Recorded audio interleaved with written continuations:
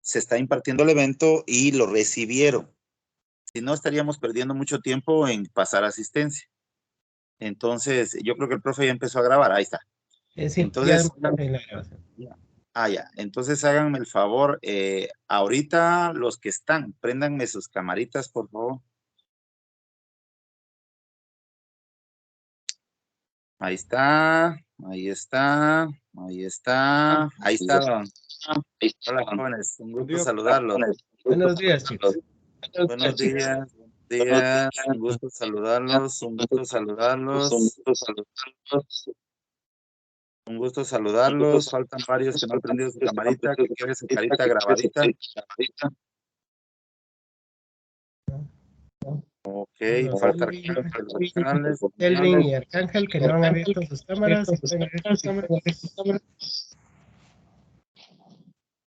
Ahí está. Buenos días. Jerry descansa. Excelente. Estamos, qué alegre ver sus caras otra vez. Ahorita, dice la ingeniera que ahorita se está conectando. Perfecto. Entonces, ya pueden apagar las profes. Ok. Pueden apagar. Entonces, Solo una molestia, profe. Fíjese que en este evento, señores, por favor, les voy a dar unas indicaciones. ¿Alguien tiene el prendido? Apáguenselo, profe. ¿Alguien tiene prendido el micrófono? El micrófono encendido. Sí, creo que es Byron Roberto. Ahí está. Ya no se oye el muy bien. Jóvenes, por favor, esta capacitación es netamente de concientización. Se van a hablar cosas técnicas que el profe va a hacer el favor de apoyarnos en ese sentido, pero eso es para otro tipo de capacitación. Por ejemplo, si estamos hablando de la bomba de vacío, se van a dar ciertos lineamientos y ciertos detalles de la bomba de vacío, pero no se entra a profundidad como se debería de llevar el evento o cómo se debería de ver en un evento normal. ¿Cuál es el proceso de la mecánica? Aquí que el profe la va a llevar, él sabe cómo llevar su curso, pero como lo he manejado yo es que cada cierto tiempo ustedes se relajan. El profe sabe mejor esa mecánica que yo, o sea, se dan 15 minutos y así sucesivamente para que ustedes se relajen. Cada vez que ustedes retornen a la capacitación, tienen que prender su camarita para que, como quien dice, quede grabado nuevamente que ustedes retornaron. Ahorita, por el momento, van a haber varios jóvenes en los cuales va a estar unido 2 grupos. Vamos a aprovechar 2 grupos. Ya después yo me trasladaré son 2 días los cuales van a estar 2 grupos. Después yo me trasladaré con el otro grupo a tocar los temas que ya conllevan a vacío, recuperación, lectura de manómetros digitales, y lo que es la parte de los cilindros de recuperación. Y vamos a volver a retocar los temas de medio ambiente y lo que es refrigerantes, tanto naturales, químicos y los refrigerantes naturales, que en este caso los propanos. Se toca también parte de ello, en la cual lo que es presión versus temperatura.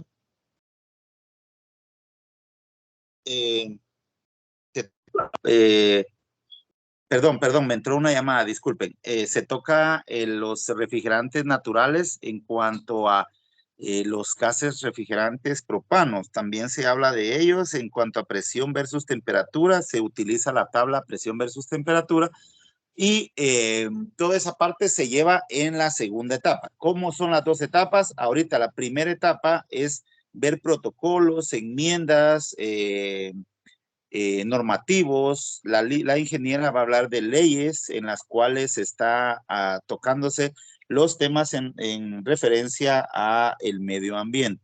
Estas son las primeras 20 horas. Después de que la ingeniera ingresa a hablar de estos 2 temas en los 2 días, ya el profesor vuelve a retocar otra vez los temas en el cuidado del medio ambiente y ya empieza a hablar de nosotros, perdón, como profesores hablamos también tocamos lo que es el vacío, las nomenclaturas de aire acondicionado, lo que es el ciclo de refrigeración. Eso es en las primeras 20 horas. Ya en la segunda 20 horas hablamos de igual, nuevamente el vacío, pero ya hablamos del uso del micrómetro, a cuánto tiene que llegar, la recuperación, cómo lo tenemos que hacer, y también cómo ustedes van a estar presencial, se les pasan videos en los cuales se muestra o se escenifica el cómo hacer un vacío o cómo hacer una recuperación. Los tipos de refrigerantes, los tipos de aceite, cuáles son los problemas en los cuales incurrimos en al no, ¿cómo se llama? Al no utilizar las buenas prácticas. También hablamos también un poco de las soldaduras blandas, soldaduras fuertes. Hay varios videos, los cuales nosotros nos preocupamos de mostrárselos para que ustedes estén sabidos de cómo se debe de hacer. Todas esas prácticas deberían de presentarse al taller a realizarlas, pero será netamente en línea porque tenemos entendido que ustedes ya son parte de refrigeración, incluyendo los que son de la otra empresa, de una empresa. No digamos los participantes que están con nosotros, los que llevan el curso con nosotros. Entonces, esto es para dar el inicio, ¿verdad? El objetivo. ¿Cuál es el objetivo principal de este evento? Pues ya el profe se los va a dar, pero yo solo lo voy a recapitular. El objetivo de esta capacitación es concientizar sobre el uso o el buen uso y manejo de refrigerantes, no lanzarlos al ambiente. Esta capacitación ya la ingeniera les va a indicar qué procesos deben de llevar, que eso va a ser el día de mañana, qué procesos deben de llevar ustedes, perdón, el otro sábado, perdón, yo estoy en el día de mañana, va a ser el siguiente sábado en el cual la ingeniera les va a indicar cuáles son los procesos que ustedes deben de llevar para sacar la licencia medioambiental. Hasta el momento donde voy, ¿alguno tiene alguna pregunta? No, profe, estamos bien. Excelente. Al momento que ustedes deseen tramitar su licencia, ya nosotros los volvemos a asesorar al momento que ustedes ya tengan el deseo de llegar al Ministerio de Ambiente. Todos esos lineamientos la ingeniera los da. Yo lo que le encargué al profesor es de que la ingeniera vaya un poquito más despacio de lo acostumbrado para que nos apoye, porque a veces ustedes se quedan con la duda. Pero por cualquier duda que ustedes le resuelten, perdonen la reincidencia, esta clase se va a quedar grabada para que ustedes la vuelvan a retomar al momento que ustedes requieran. ¿Para qué nos sirve esta licencia? Ya hay unos decretos en los cuales no vamos a poder trabajar nosotros si no tenemos esta licencia. Entonces, necesito que ustedes le pongan mucha atención porque también de eso el profe va a solicitar unos resúmenes. ¿Qué significa? Que del día de hoy vamos a necesitar unos resúmenes. Ya el profe les va a decir cómo lo hago yo. A la empresa que va a estar conmigo, les solicito el resumen y me lo envían al correo o lo suben al Teams. No necesito un resumen a computadora y que bajen del Google, de San Google, la información. Necesito con sus palabras lo que nos captaron en este momento. Así va a ser, así lo trabajo yo. El profe tendrá otra mecánica, ¿verdad? Él les indicará a su grupo cómo lo va a trabajar. Su servidor lo trabaja así. Entonces, repito, los que estén conmigo de parte de la empresa me tienen que enviar ese resumen a mi correo, que ya se los envié a su correo, y nosotros ahí nosotros verificamos lo que ustedes están captando para que nosotros podamos tomar las medidas respectivas para apoyarlos en cuanto a lo que no se les quedó claro, ¿verdad? Entonces, no sé si hasta el momento tienen alguna duda.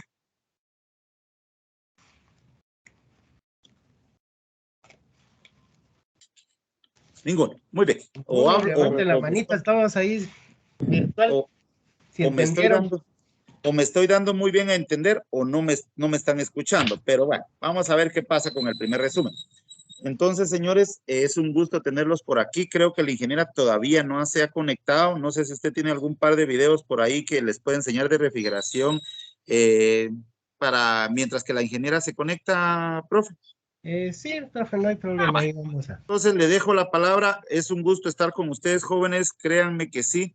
Eh, por favor, pónganle atención a esto. Si no se conecta la ingeniera, usted me lo informa, profe, para que yo les pueda apoyar. Ok, profe, no hay problema. Entonces, Entonces, ¿cómo va? Se manda, Byron. No se te escucha, Byron. gracias, profe. ¿Qué tal, don Byron? Un gusto saludarlo. Que esté bien, ¿oyó? Estamos. Entonces, chicos, háganme un favor. Solo, si me pueden escuchar, levanten la manita virtual ahí en las reacciones. Quiero ver cuántos me están escuchando. Así todos con la manita levantada.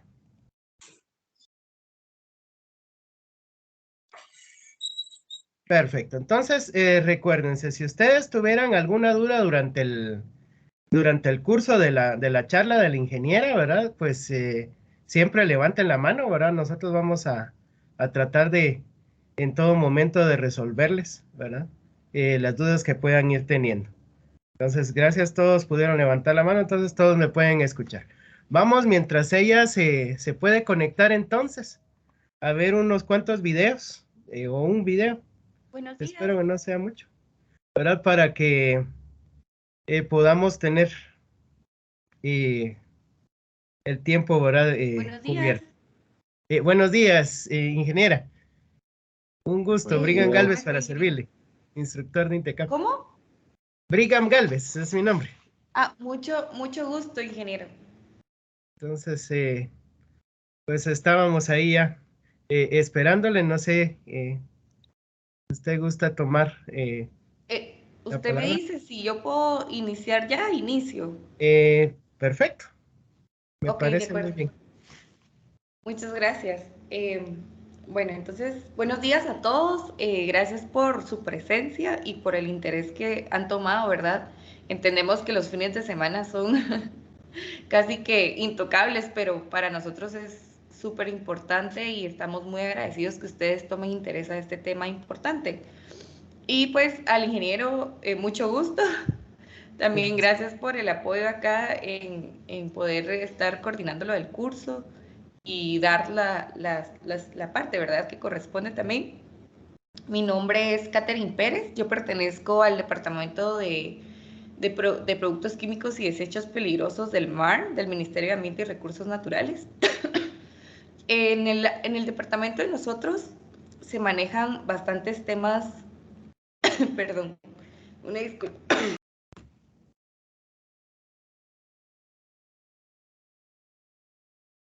Chicos, ya pueden bajar la mano. Sí, o si tienen alguna pregunta, no sé.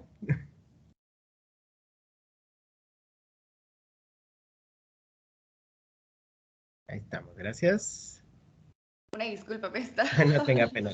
No, como les comentaba, nosotros en el departamento manejamos muchos temas ambientales. También manejamos el tema de importación de productos, ¿verdad? Pues como bien lo dice el nombre, el departamento lo que busca es controlar y manejar productos que están controlados. ¿Y cómo se controlan estos productos?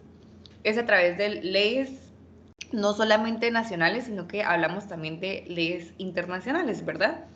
Que en su mayoría son convenios o protocolos internacionales y parte de esos protocolos es el por qué estamos nosotros aquí. Entonces, ahorita voy a mostrarles la presentación. Voy a proceder a colocar la presentación para continuar con el tema que les mencionaba, ¿verdad?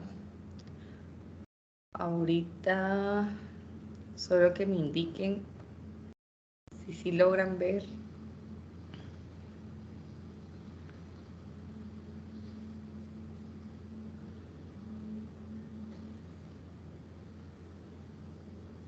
Ya.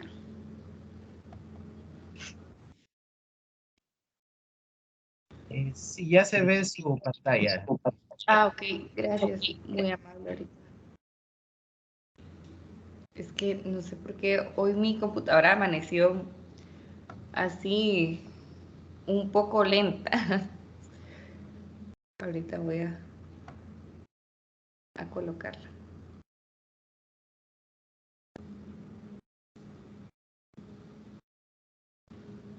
Ok, entonces como les comentaba, parte de esos productos son controlados por ciertas leyes mundiales, se podría decir, que han tenido gran éxito, ¿verdad? Y una de ellas ha sido el Protocolo de Montreal para la protección de la capa de ozono, pero para poder comprender más por qué algunos sectores se ven involucrados y por qué es la importancia de que tengan el conocimiento de este protocolo, hay que ir desde el inicio, ¿verdad? Desde donde comenzó todo. Entonces, por eso empezaremos con una información importante de la Tierra.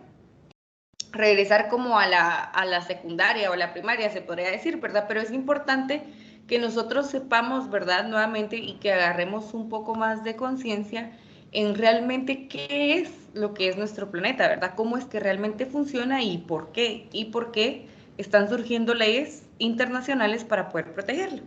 Entonces, como ustedes saben, nuestro planeta Tierra está formado por la atmósfera. La atmósfera es como la capa externa de nuestro planeta y está formada, en la atmósfera se desarrolla, la misma atmósfera produce gases como el nitrógeno, el oxígeno, el dióxido de carbono, el vapor de agua y el ozono. La atmósfera fue creada para poder formar estos gases. Y estos gases también son llamados gases de efecto invernadero, ¿verdad? Porque parte de la función de estos gases es poder absorber energía para poder distribuirla en todo el planeta. Entonces, esta atmósfera está constituida por distintas capas. Nosotros el día de hoy hablaremos de 2 capas. No es que sean las más importantes, porque al final todas las capas de la atmósfera cumplen con una función, ¿verdad? Como les digo, la atmósfera cumple con la función de crear estos gases y cada capa de la atmósfera también tiene una función específica. Pero hoy hablaremos de 2 capas importantes donde se involucra mucho el estar en contacto con la superficie terrestre donde estamos, pues se encuentran todos los seres vivos, ¿verdad?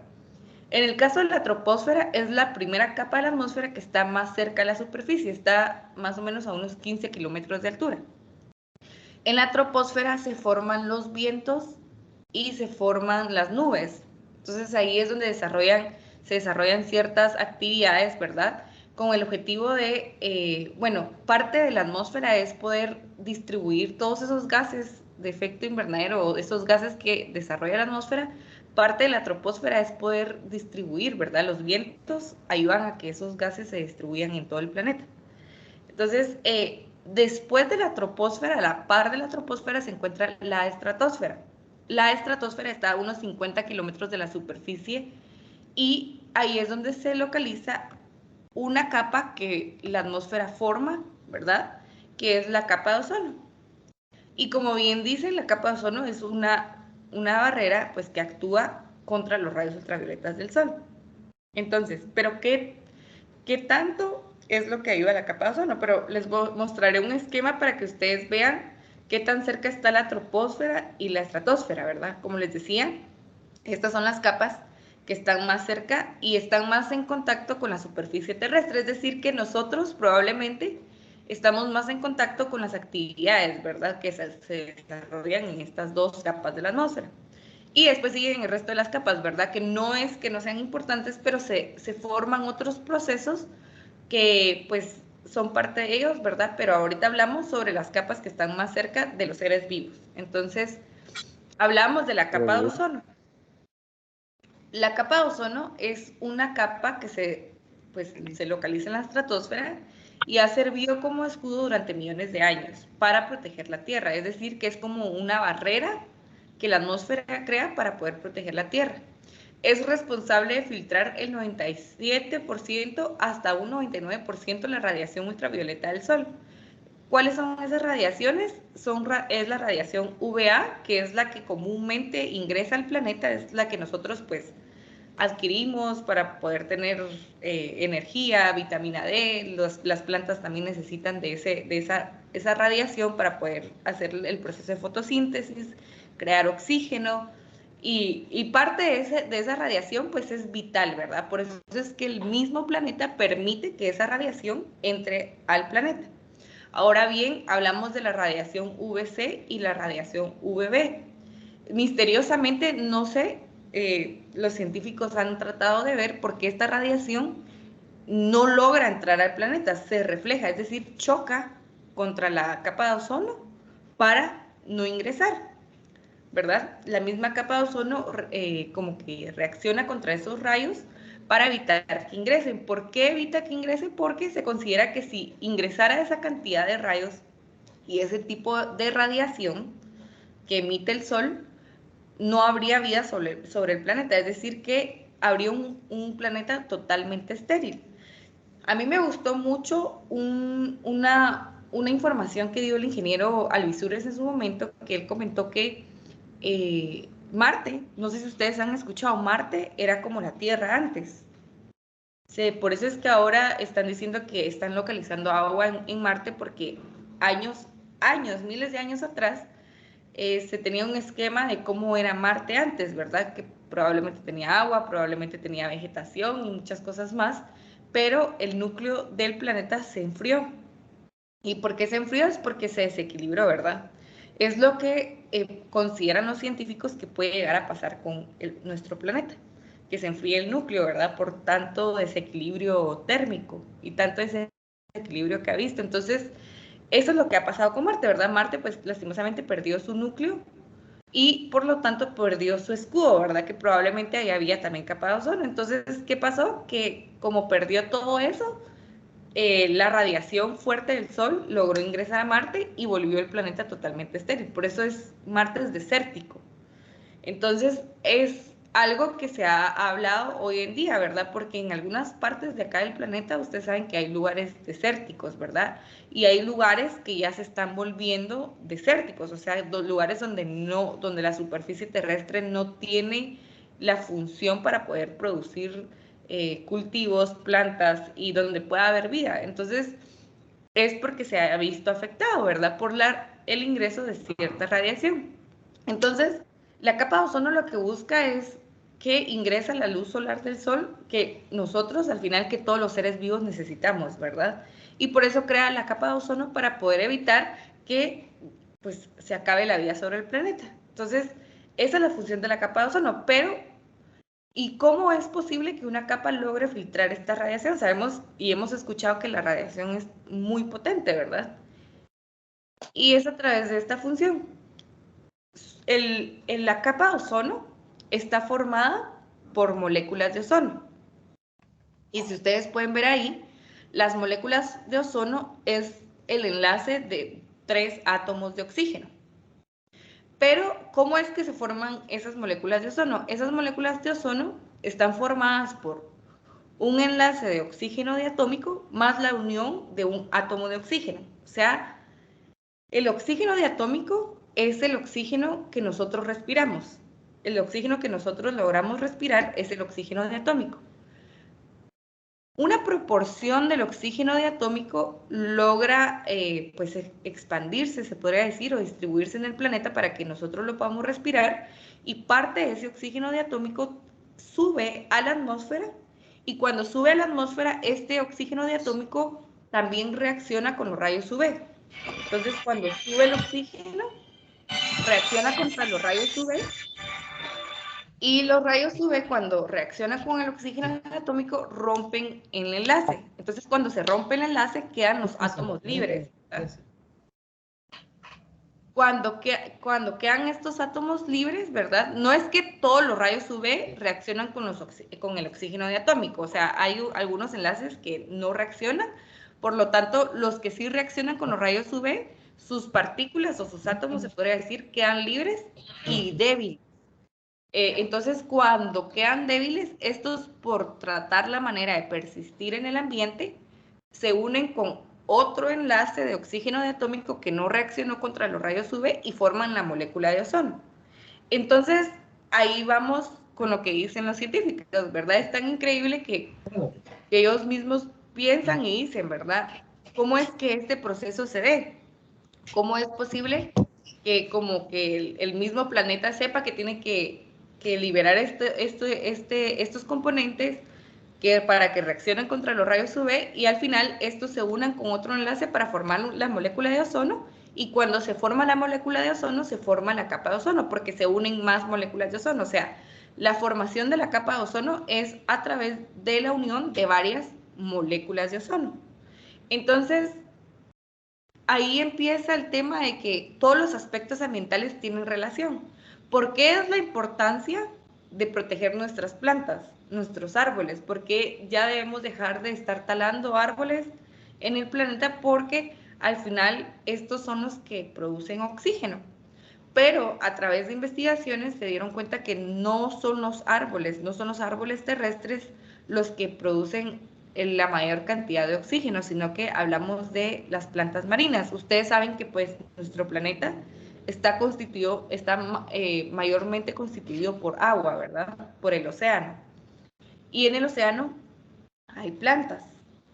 Entonces, esas plantas también ayudan a generar oxígeno. La verdad es que realmente el oxígeno que nosotros respiramos en su mayoría es el oxígeno que proviene del océano. Por eso es la importancia, por eso dice, por favor, protejamos el agua, ¿verdad? No contaminemos, porque parte de esa agua llega al mar y contamina toda la vida que hay en el mar. Y por lo tanto, tenemos que atender a poder destruir lo que nos está generando oxígeno, ¿verdad? Además de las plantas terrestres. Pero el porcentaje de oxígeno que generan las plantas terrestres, el porcentaje no es tanto a comparación del océano, ¿verdad? Entonces, por eso hay que proteger nuestro aire, nuestro suelo y nuestra agua, ¿verdad? Porque al final no es tanto por el tema de que porque consumimos, sino que es el tema de que si protegemos nuestros recursos, ¿verdad? Recordemos, si nosotros protegemos el suelo, el aire y el agua, vamos a proteger nuestros recursos. Entonces, y parte de los recursos importantes es el oxígeno. Estamos viendo que el oxígeno no solamente nos permite a nosotros respirar, sino que también permite que se forme la capa de ozono, ¿verdad? A través de esta función. Entonces, acá vemos un esquema de cómo es que la capa de ozono nos logra proteger, ¿verdad? Como ustedes ven aquí, acá se muestra una línea que hace referencia a la capa de ozono, una línea delgada, ¿verdad? Entonces, el sol emite la radiación ultravioleta, esta se refleja, ¿verdad? Reacciona, es decir, rompe los enlaces y se vuelve a liberar en el espacio. Pero ¿qué pasaría si la capa de ozono no estuviera, verdad? Entonces ahí es porque la capa de ozono nos está protegiendo, es decir, protege la superficie. Pero ¿qué pasa si no hay capa de ozono? O si esta pues se reduce. Empiezan a ingresar la radiación, ¿verdad?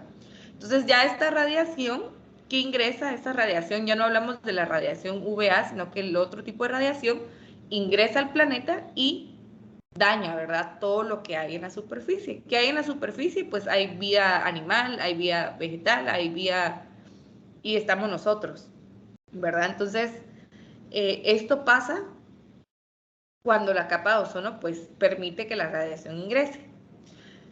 Hay dos tipos de ozono. Está el ozono estratosférico y el ozono troposférico.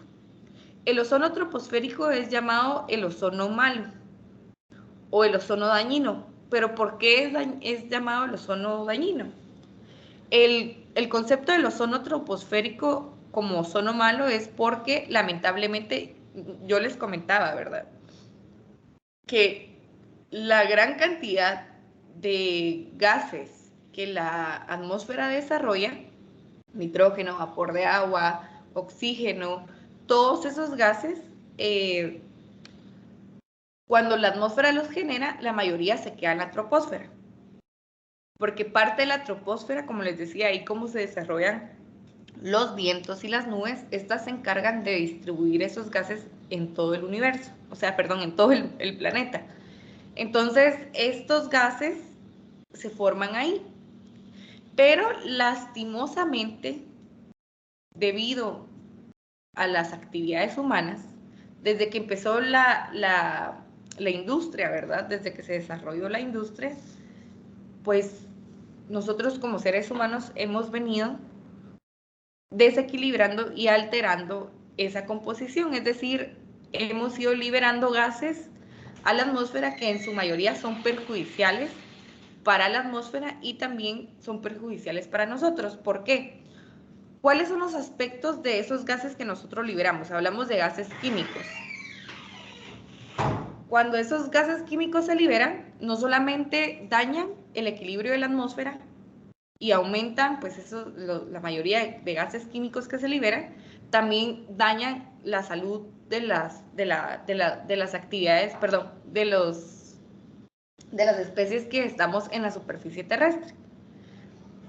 Es como lo que ha pasado en varios países del mundo, ¿verdad? México, que es nuestro país vecino, hubo un momento en el que tuvo problemas con el ozono troposférico. ¿Por qué?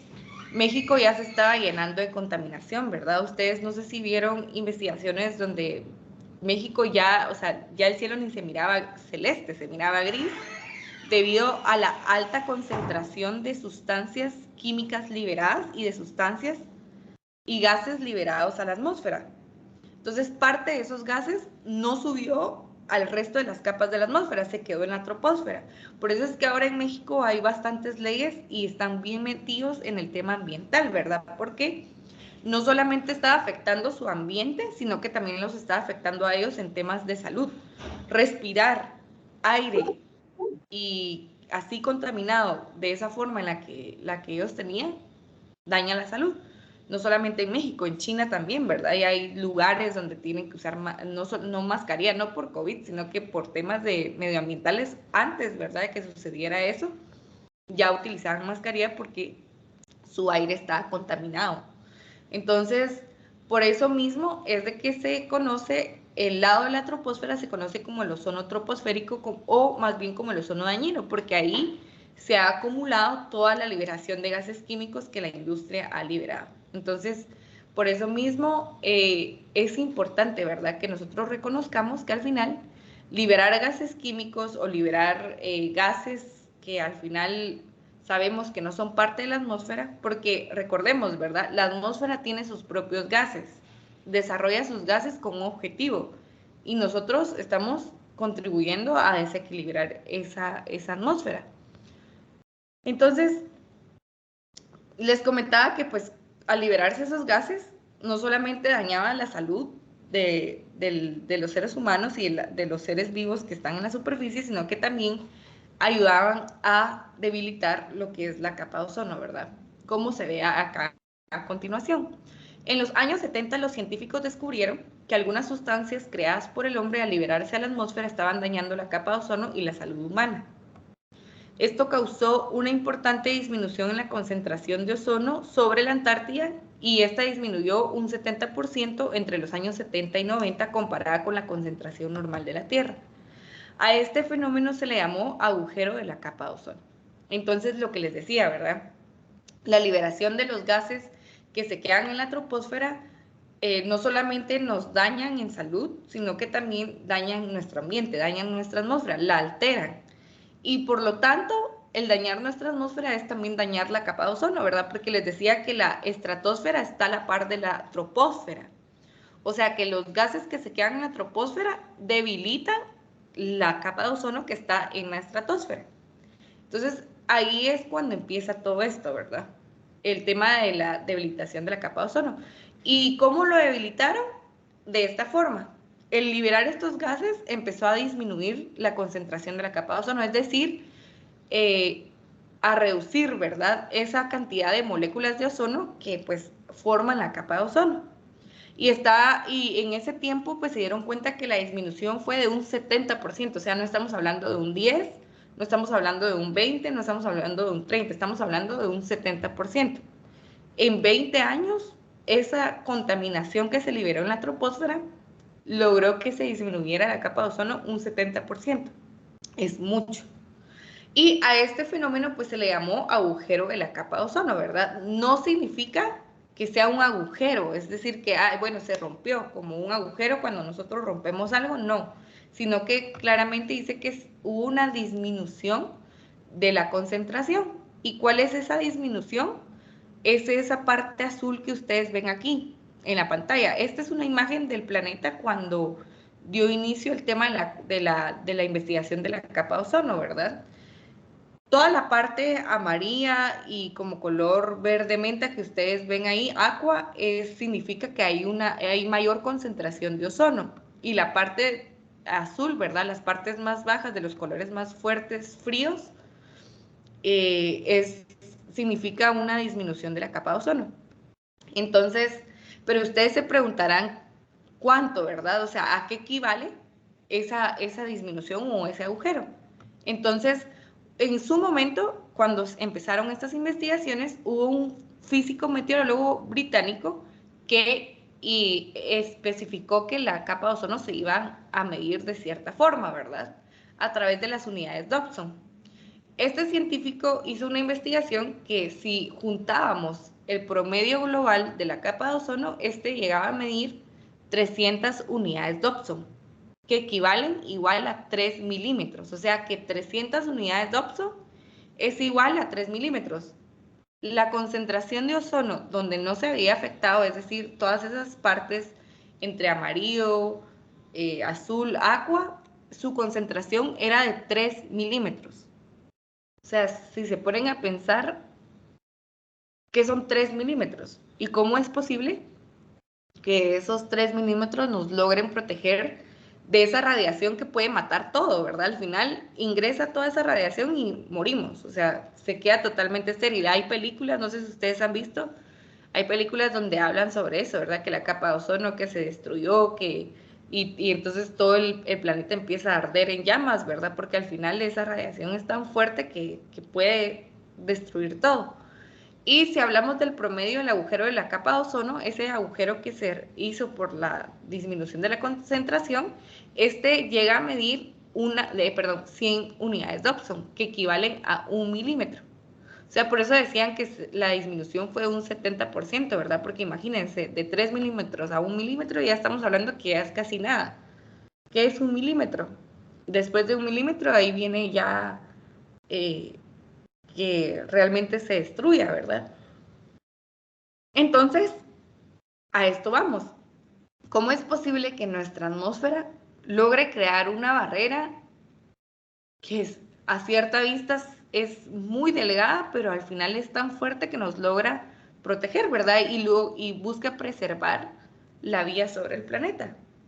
Entonces, la destrucción de la capa de ozono, pues es acelerada por ciertos gases que trazan el continente, porque contienen nitrógeno, hidrógeno, bromo y cloro en ciertas propiedades, ¿verdad? Cuando estos elementos se transforman en la industria para hacer productos químicos, estos llegan a contaminar. Estos gases se conocen como sustancias agotadoras del ozono, ¿verdad? Estos productos que les menciono. Y también son conocidas como SAOs. Pero las sustancias agotadoras del ozono más conocidas son los clorofluorocarbonos, es decir, los CFCs. Entonces, ahí entra varios sectores, ¿verdad? Y entre esos sectores hablamos de la refrigeración y el aire acondicionado, pero principalmente la refrigeración. En los inicios de la refrigeración, sabemos que el primer equipo de refrigeración que utilizó una sustancia química fue el refrigerador doméstico. Pero si hablamos de los primeros inicios de la refrigeración, creo que alguien está hablando. ¿Alguien tiene una duda? No, disculpe, es que encendí el micrófono por accidente. Bueno, no tenga pena. No, puede continuar, okay. Disculpe. Entonces, gracias. Ok, como decíamos, los primeros inicios de la refrigeración sabemos que fue con el hielo, ¿verdad? Antes nuestros antepasados trataban de refrigerar sus recursos con hielo, pero después, cuando empezó la revolución industrial, se crearon otros sistemas que mejoraran y se podría decir, entre comillas, que eficientaran, ¿verdad?, las actividades humanas. Entonces, se creó la refrigeración. ¿Por qué? Porque se dio la necesidad, sabemos que es importante poder preservar nuestros alimentos. Entonces se dio la refrigeración a través de la refrigeración doméstica, ¿verdad? El primer refrigerador que crearon fue con una sustancia no química, sino que fue con una sustancia natural. Pero lastimosamente, en sus inicios, esta sustancia pues se consideraba una sustancia altamente tóxica y los componentes y los materiales que se utilizaban para poder crear sistemas para que utilizaran esa sustancia no eran tan eficientes, por lo tanto empezaron a haber muchos incidentes, ¿verdad? Y accidentes que se intoxicaba gente y un montón, ¿verdad? Entonces, a raíz de eso surgió el primer refrigerador después con sustancias químicas, que son los CFCs. En los últimos 30 años, los CFCs hechos por el hombre han sido la causa principal del agotamiento del ozono estratosférico. ¿Y por qué? Ustedes saben que todos tenemos un refrigerador en nuestra casa, ¿verdad?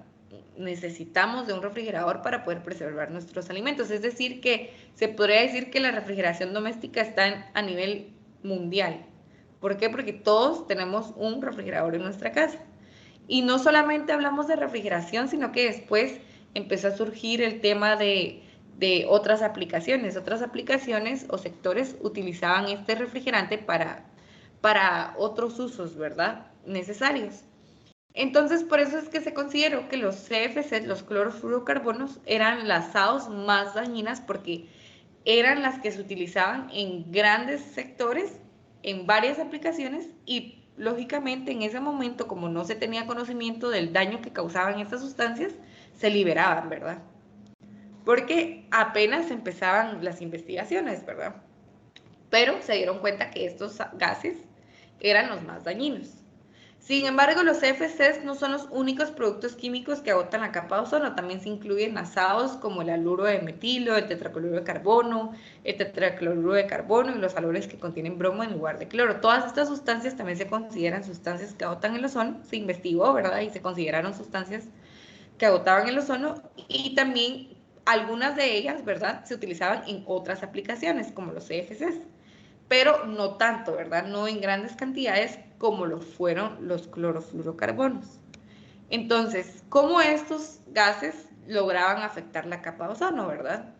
¿Cómo era la función que ellos pues hacían cuando empezaron a destruir la capa de ozono? Entonces, estos actúan igual que el oxígeno diatómico, ¿verdad? Yo les comentaba que pues las plantas terrestres y marinas, pues al crear o al desarrollar oxígeno diatómico, pues parte de nosotros lo respirábamos y otra parte sube a la atmósfera para reaccionar contra los rayos UV y formar la capa de ozono. De la misma manera actúan las SAOs. Si nosotros liberamos una molécula, estamos hablando de una molécula, no estamos hablando de libras, no estamos hablando de gramos, ¿verdad? Acá les estoy explicando que si nosotros liberamos una molécula de CFC, cuando esta se libera, ¿verdad?, cuando liberamos las moléculas, ¿verdad?, algunas de estas moléculas reaccionan contra los rayos UV, de la misma forma que el oxígeno diatómico, ¿verdad? Les decía que no todos los oxígenos diatómicos reaccionan contra los rayos UV, ¿verdad? Son algunos, porque en lo que van subiendo en la atmósfera va entrando la radiación y parte de esta radiación, pues, interactúa, ¿verdad?, con ellos. Lo mismo con las moléculas de los CFCs. Cuando se liberan moléculas de los CFCs, parte de estas moléculas, algunas reaccionan contra los rayos UV. Entonces, cuando reaccionan contra los rayos UV, estos se rompe su enlace, ¿verdad? Entonces quedan libres sus átomos. Y un átomo que queda libre es el cloro. Mencionábamos que los átomos que dañan o los elementos que dañan la capa de ozono es el nitrógeno, hidrógeno, bromo y cloro, ¿verdad? Entonces, acá se libera el cloro. Entonces, este átomo de cloro, por querer persistir en el ambiente, me refiero a que por querer mantenerse en el ambiente y como queda débil debido a la reacción de los rayos UV, este busca unirse a un átomo más fuerte, ¿verdad? Recordemos, cuando el oxígeno diatómico se rompe el enlace, los átomos de oxígeno quedan débiles también y buscan unirse con otro oxígeno o un enlace más fuerte para poder formar las moléculas de ozono. Lo mismo con el cloro, ¿verdad? El cloro, al debilitarse y querer persistir en la atmósfera, busca unirse a otro, ya sea a otro radical o algún otro átomo que le permita resistir, ¿verdad? El que esté más cerca, se podría decir. Entonces viene el cloro y se une con un átomo de oxígeno. Entonces este átomo de oxígeno que se unió con el cloro, en vez de cumplir su función de unirse con un oxígeno diatómico para formar la molécula de ozono, se une con el cloro y forma monóxido de cloro. Y el oxígeno diatómico pues queda libre, ¿verdad? El monóxido de cloro, recordemos que es dañino. Entonces ahí empieza el tema del ozono troposférico, el ozono dañino, ¿verdad?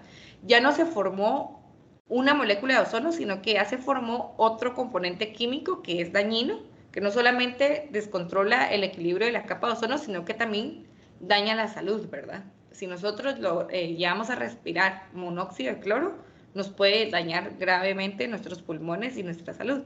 Entonces, por eso mismo es que dicen que cuando se liberan sustancias químicas como este tipo de sustancias, es que empezamos a crear el ozono troposférico dañino, ¿verdad? Porque no solamente nos daña a nosotros, sino que también no permite que se produzcan, pues, las moléculas de ozono que al final forman la capa de ozono, ¿verdad? Lo que nos protege, lo que nos da vida.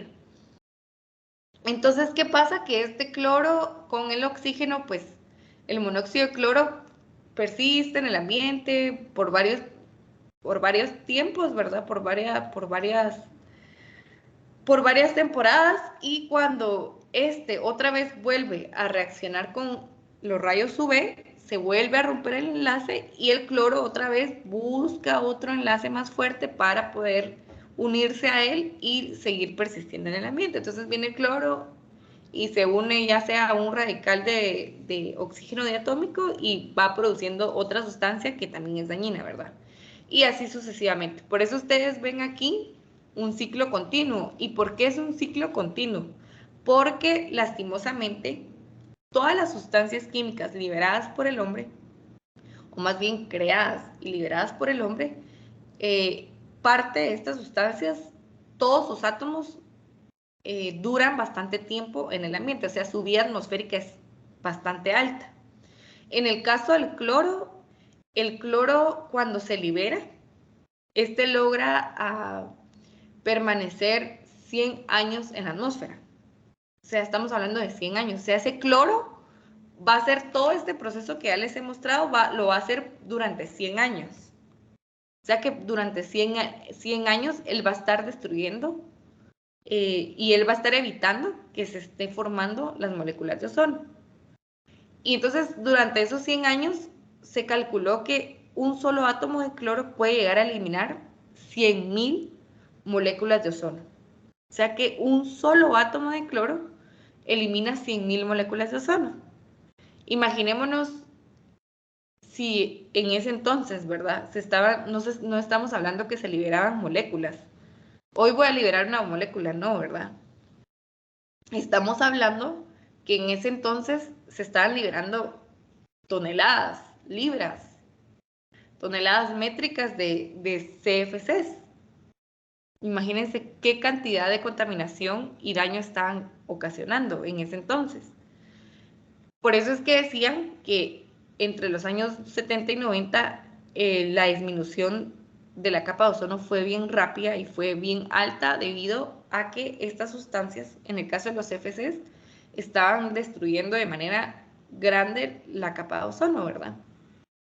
Entonces, cuando ellos se dieron cuenta, pues se dieron a la tarea de tener que investigar, pues, cuáles eran esas sustancias, ¿verdad? Si se dieron cuenta que los CFCs estaban destruyendo la capa de ozono, tenían que saber qué otras sustancias también estaban destruyendo. Si probablemente los CFCs estaban actuando de esta forma contra la capa de ozono, algunas otras sustancias, pues, también estaban haciendo ese problema, ¿verdad? Esa problemática de la capa de ozono. Entonces, identificaron que, pues, estaban otros químicos, ¿verdad? Hablamos de halones, hidrobromofluorocarbonos, metilcloroformo, tetracloruro de carbono y bromuro de metilo. Y los hidroclorofluorocarbonos también son otras sustancias agotadoras del ozono que se consideraron que estas pues vinieron a sustituir a los CFCs, cuando los CFCs pues empezaron a darse cuenta, ¿verdad?, en la industria que estos estaban ocasionando daños, pues se crearon los hidroclorofluorocarbonos. Parte de todas estas sustancias, si ustedes ven ahí, no solamente se tenía que saber cuáles eran, sino que en qué lugares se utilizaba, cuáles eran sus funciones. Entonces empezaron a darse cuenta que pues habían bastantes aplicaciones, ¿verdad? En el caso de los CFCs, que eran las sustancias más fuertes, las sustancias más dañinas, pues se dieron a la tarea de conocer cuáles eran los sectores, cuáles eran los productos, en dónde se utilizaban, cuáles eran las características de esas sustancias y por qué se utilizaban, ¿verdad? Qué tan importante era el uso de esa sustancia. Entonces empezaron a ver cuáles eran los usos, ¿verdad? En el caso de los refrigerantes, de los CFCs, se utilizaban para poder crear espumas sintéticas rígidas y flexibles para empaques aislantes y mobiliarios, ¿verdad? Aislantes térmicos, acústicos, mobiliarios, los colchones para los carros, ¿verdad? De los asientos de los carros, camas. Todos estos productos eran fabricados con CFCs, porque los CFCs era como que la sustancia que permitía que se creara esa espuma, ¿verdad? Entonces, por eso mismo es que se investigó este sector, y como ustedes pueden darse cuenta, este sector es amplio, ¿verdad? Al mismo tiempo también se dieron cuenta que habían otras aplicaciones. Hablamos de que los CFC se utilizaban mucho en aerosoles, extintores, como esterilizantes, como solventes y limpiadores para sistemas de refrigeración y también de aire acondicionado. Entonces, en estas dos primeras aplicaciones, estas sustancias no se contenían, es decir, no significaba que el producto iba a quedar contenido en un recipiente, sino que se liberaba directamente, porque los CFCs servían como un propulsor para poder sacar la sustancia o el producto para poder crear lo que ustedes ven ahí, en el caso de las espumas. En el caso de los aerosoles, para poder sacar el producto, se utilizaba el CFC, lo mismo con los extintores. Ahora, los esterilizantes, solventes y limpiadores servían para otras funciones, ¿verdad? Pero se aplicaba directamente el gas al ambiente. Entonces, era bien dañino el uso de los CFCs al utilizarlo en estas aplicaciones. Ahora bien, si hablamos de contener la sustancia en un recipiente, hablamos de que los CFCs eran utilizados en la refrigeración y en el otro sector que es el aire acondicionado, ¿verdad? ¿Qué refrigeración empezó a utilizar los CFCs? Hablamos de la refrigeración doméstica, después vino la refrigeración comercial e industrial, ¿verdad? Ya hay otras aplicaciones de la refrigeración. Sabemos que hay refrigeración a través pues bueno, se podrían decir que esos son los tres principales sectores, ¿verdad? La refrigeración doméstica, comercial e industrial. También hablamos de equipos de refrigeración. Los CFC se utilizaban también en equipos de refrigeración doméstico, comercial e industrial, y también para transporte refrigerado, para poder preservar productos, y también para transporte naval, ¿verdad? Para poder preservar productos que se importan o exportan a otros lugares. Ahora bien, los CFCs no eran las únicas sustancias que también dañaban en gran proporción la capa de ozono. Acá les mostré en la presentación anterior, mostraba varias sustancias, ¿verdad? Pero las más contaminantes eran los clorofluorocarbonos y el bromuro de metilo. El bromuro de metilo servía como un fumigante para control de plagas y enfermedades, y también para actividades de la producción agrícola. Además, también era utilizado para control cuarentenario en aduanas, ¿verdad? En el tema de importación y exportación se utilizaba mucho el bromuro de metilo para poder eliminar alguna plaga que viniera de algún país o evitar alguna plaga que fuera a llegar al país para poder exportar el producto, ¿verdad? Entonces, el bromuro de metilo también era una sustancia que al final se liberaba directamente al ambiente. Entonces, los científicos se dieron cuenta que pues estas sustancias estaban siendo utilizadas en grandes cantidades y en varias aplicaciones, ¿verdad? Porque si eran utilizados en varios sectores y su aplicación era importante, en su momento pues estaban siendo liberadas directamente, ¿verdad? Para el tema de la refrigeración y aire acondicionado, a pesar de que la sustancia era contenida dentro del sistema, pues se liberaba a veces, ¿verdad? Porque en ese entonces se desconocía que liberar el gas dañaba el ozono. Pero el dañar el ozono no solo implicaba que ingresara la radiación que nos puede dañar a nosotros, sino que, y también el tema del derretimiento de los polos, ¿verdad? Cuando empezó el tema del agujero de la capa de ozono, fue cuando empezó el tema del derretimiento de los polos, cuando ustedes empezaron a oír de que los polos estaban derritiendo, que estábamos arruinando el ecosistema de las especies que vivían en la Antártida. Eso dio inicio a través del agujero de la capa de ozono. Pero esto no solamente trajo con ello el tema del derretimiento de los polos, sino que trajo también algunos otros daños asociados, ¿verdad? ¿Cuáles son esos otros daños asociados? Hablamos de los que ustedes ven aquí, ¿verdad? No son los únicos. Hay más daños asociados que se investigó en su momento que fueron ocasionados o fueron como un efecto por el tema del agujero de la capa de ozono. Entonces, si hablamos de daños asociados a la destrucción de la capa de ozono, vamos a hablar de daños ambientales, daños económicos y daños sociales, ¿verdad? ¿Por qué voy a decir esto? Porque todo que tenga que ver con el medio ambiente tiene que ver con la economía de un país y tiene que ver con la situación social de un país, ¿verdad? Lastimosamente, cuando empezó el tema de la destrucción de la capa de ozono, se empezó, como les decía, el liberar sustancias a la atmósfera era desequilibrar nuestra atmósfera. Entonces, el desequilibrio de nuestra atmósfera no solamente implica la destrucción de la capa de ozono, sino que implica que como se está empezando a destruir la capa de ozono, empieza a ingresar mayor radiación, ¿verdad? Y parte de esa radiación en el esquema que yo les mostré, como la radiación, si está la capa de ozono, la radiación rebota sobre la capa de ozono y se vuelve a liberar al espacio. Pero cuando ingresa esa radiación al planeta, esta rebota en la superficie y daña todo lo que hay en la superficie, ¿verdad? Entre eso está pues la Tierra, ¿verdad? Y todo lo que se cultiva en ella. Entonces, el ingreso de la radiación ultravioleta, o sea, debido al daño de la capa de ozono, debido al agujero de la capa de ozono, daña la supresión del sistema inmunológico y el ADN de todas las especies que viven en la superficie, ¿verdad? Entonces, hablamos de nosotros, los animales y las plantas. Entonces, esto llega a crear... Creo que se activó un audio. Sí, perdón, ingeniera, solo vamos a tomarnos unos 15 minutos